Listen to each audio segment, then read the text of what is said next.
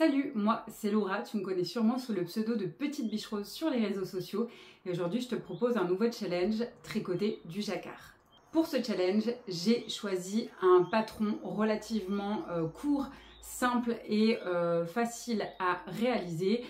J'ai choisi les chouchous Sun, les chouchous qui vont habiller joliment tes cheveux. Donc il y aura ce modèle, mais ce n'est pas celui qu'on va faire ensemble. Nous, on va faire celui-ci qui est encore en cours chez moi, un petit peu plus simple que l'autre. Et tu pourras utiliser le reste des pelotes facilement en variant les couleurs. Donc si je résume, ce challenge, c'est apprendre ou réapprendre le jacquard avec un projet plutôt court et qui aboutit assez rapidement, qui sont les chouchous Sun. Tu auras deux versions. La version en tricot en rond ou la version en tricot à plat. Si tu préfères tricoter à plat, tu pourras tricoter les deux chouchous à plat parce que tu auras les explications. Et c'est pareil pour en rond, tu auras les explications pour les deux chouchous. Là, je vais tricoter à plat celui-là, mais c'est bien entendu totalement faisable de suivre cette vidéo et de tricoter le chouchou en rond. Petite précision, je t'ai dit que le patron des chouchous Sun, donc il y a deux chouchous proposés, sont tous les deux proposés en version à plat et en rond. Il va y avoir une petite différence forcément puisqu'on ne tricote pas dans le même sens. Là par exemple celui-ci que je te propose dans cette vidéo est tricoté à plat. Donc on voit les motifs comme ceci. Si tu tricotes en rond, les motifs seront dans l'autre sens, donc dans la longueur. Ça change rien au travail de cette vidéo et ce que je te montre. C'est juste que ne t'inquiète pas si tu ne te retrouves pas avec les motifs dans le même sens. Pour ce défi, il te faut le patron, puisque cette vidéo vient en aide au patron des chouchous Sun, disponible sur www.petitebicheroseshop.com. Une fois que tu t'es muni du patron, tu peux continuer avec moi et je te montre mes 10 doigts avec le matériel. Concernant le matériel, il te faut une aiguille à coudre la laine, une paire de ciseaux, un mètre, un élastique à cheveux. Il te faut des restes de laine. Moi, mes restes de laine, j'avoue qu'ils sont assez gros, mais tu prends un petit peu ce que tu as. Dans l'idéal, il faut que tes coloris aient le même numéro d'aiguille. C'est-à-dire que tu peux pas prendre du 4,5 et du 2,5 à côté, ça va pas matcher. Il faut que tu restes dans les 4, 4,5, 5 pour tricoter ton jacquard. Ensuite, tu vas prendre les aiguilles adaptées à ta laine. Alors, plus ta laine sera fine, plus le chouchou sera petit. Plus ta laine sera épaisse, plus ton chouchou sera gros. Ici, moi, je tricote en 4,5 avec ces deux pelotes-là. J'ai alterné avec une autre. Alors là, par exemple, tu vas pouvoir choisir autant de coloris que tu souhaites. On va répéter 6 fois le motif jacquard. Si tu as envie de faire tout du même coloris, c'est-à-dire le fond blanc et les petites fleurs rouges, par exemple, tu peux faire tout en rouge, ça pose pas de souci. Là, pour le fond, il faut compter 100 mètres de fil. Et si tu fais tout de la même couleur au niveau de tes petites fleurs, il faut compter à peu près 50 mètres de fil. Pour les aiguilles, il te faut soit des aiguilles droites si tu veux tricoter à plat en aller-retour, soit des aiguilles circulaires ou double pointe. Alors pour les aiguilles circulaires avec un câble, je te conseille d'avoir un tout petit câble avec des toutes petites aiguilles. Ça va vraiment faciliter ton travail pour tourner en rond. Et là pour le coup, tu peux t'orienter vers des aiguilles qui vont être utilisées pour tricoter les manches par exemple ou les chaussettes. Tu peux utiliser aussi des aiguilles double pointe, donc tu en mets 4 et tu viens tricoter avec la 5e en rond. C'est toi qui vois avec la technique avec laquelle tu es plus à l'aise. Si tu as des questions à ce sujet, n'hésite pas à m'envoyer un petit mail. Tu as monté le nombre de mailles indiqué dans le patron avec la couleur dominante. La couleur dominante, c'est celle qui est en fond.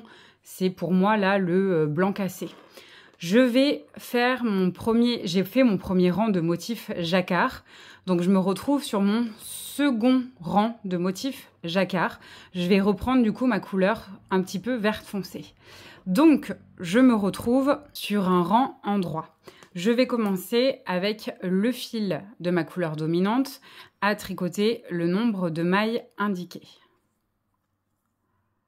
Ensuite, je viens intégrer le fil de couleur avec lequel je vais faire mon motif. Donc moi, je le plie en deux et je viens le préparer. Et en tricotant en fait la maille suivante, plutôt que d'enrouler le fil blanc, je vais glisser le fil vert autour de l'aiguille.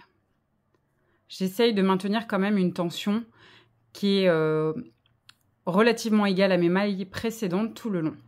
Là, du coup, on va commencer à switcher entre le fil vert attenant à la pelote et le fil blanc.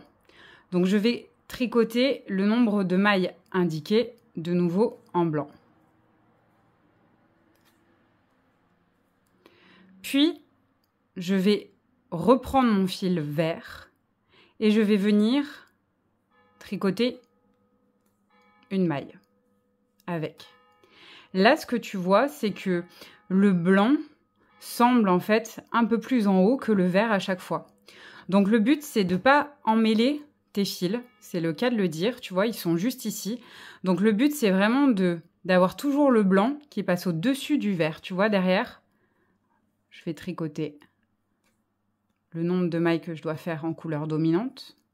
Ensuite, je lâche mon fil blanc et je vais prendre le vert qui est naturellement, en fait, tu vois, en dessous. Et je vais tricoter une maille. De nouveau, je lâche mon fil vert et je viens reprendre le blanc qui est naturellement, en fait, au-dessus. À chaque fois, je lâche mon fil et je reprends, en fait, naturellement comme le fil se met. Donc là, je vais venir tricoter une maille en verte. Après, je lâche et là, de nouveau, je vais faire 3 mailles en blanc, donc la couleur dominante. Je reprends le vert, je fais une maille. Et puis le blanc. Alors l'idée, c'est qu'il n'y ait jamais de nœud dans mes fils. Tu vois, ils ne se sont toujours pas emmêlés depuis le début. Donc la couleur dominante, là pour moi, est au-dessus. Et le vert a tendance à être naturellement en dessous. Et je vais comme ça, hop, repasser là au-dessus. Donc le blanc est au-dessus. Et je termine mon rang. Si tu tricotes en rond, tu vas répéter les mêmes explications. Si tu tricotes à plat, tu vas devoir tourner ton ouvrage. Je viens faire le nombre de mailles indiqué dans le patron. Attention, les 2 fils à l'extérieur, si tu tricotes avec des aiguilles circulaires, et je viens tricoter le nombre de mailles indiqué en couleur dominante. Ensuite, je vais tricoter le nombre de mailles indiqué en couleur secondaire. Donc là, ça varie un petit peu. Je viens rechercher mon fil ici pour le repasser autour. Alors, pour celles qui tricotent en rond, vous n'avez pas cette variante-là, vous n'avez pas ce problème-là, vous continuez votre rang normalement. Hop, c'est juste celle qui tricote à plat. Là, on est bon. Je reprends mon blanc qui va avoir tendance à passer au-dessous du vert. Donc, je vais tricoter le nombre de mailles indiqué en couleur dominante et le nombre de mailles indiqué en couleur secondaire. Et naturellement, j'ai le vert qui est au-dessus et le blanc qui est au-dessous. Là, je récupère mon blanc, il va passer en dessous du vert. Et hop, je récupère le vert et il va passer au-dessus, tu vois, du fil blanc qu'il y avait juste en dessous.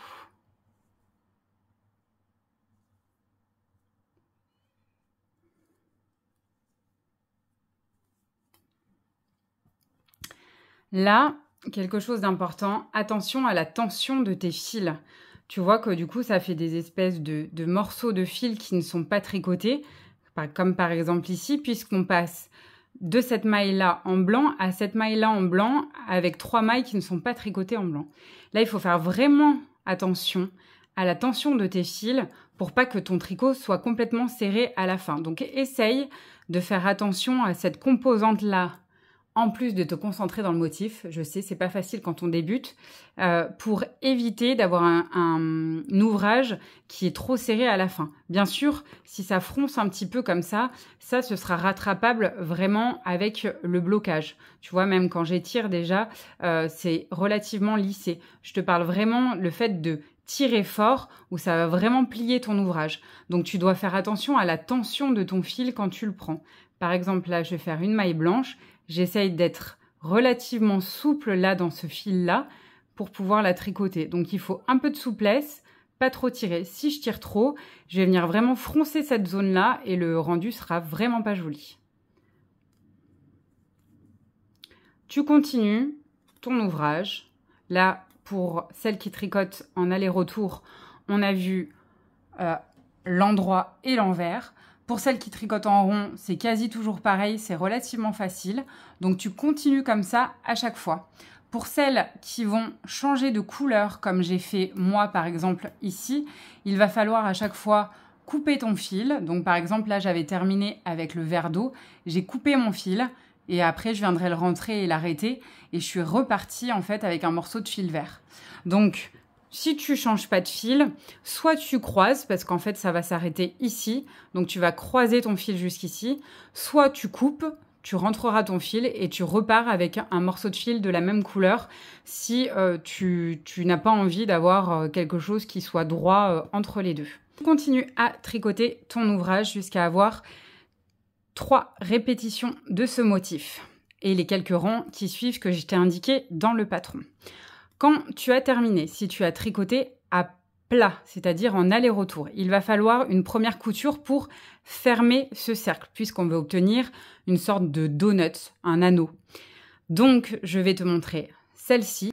Et pour celles qui tricotent en rond, tu peux suivre aussi cette couture, puisque c'est celle que tu vas faire en sandwich autour de ton élastique. Si tu as tricoté à plat, il faut donc réaliser une couture entre les 2 largeurs de la bande que tu viens de tricoter. Pour cela, je te propose de réaliser une couture quasi invisible qui sera parfaite et qui te permettra de n'avoir aucune démarcation dans ton ouvrage. Donc pour cela, il faut, une fois que tu as terminé, que tu gardes une longueur de fil suffisante et que tu te munisses de ton aiguille. Et tu vas venir tout simplement suivre les mailles. Donc on va passer sous le V qui est juste ici.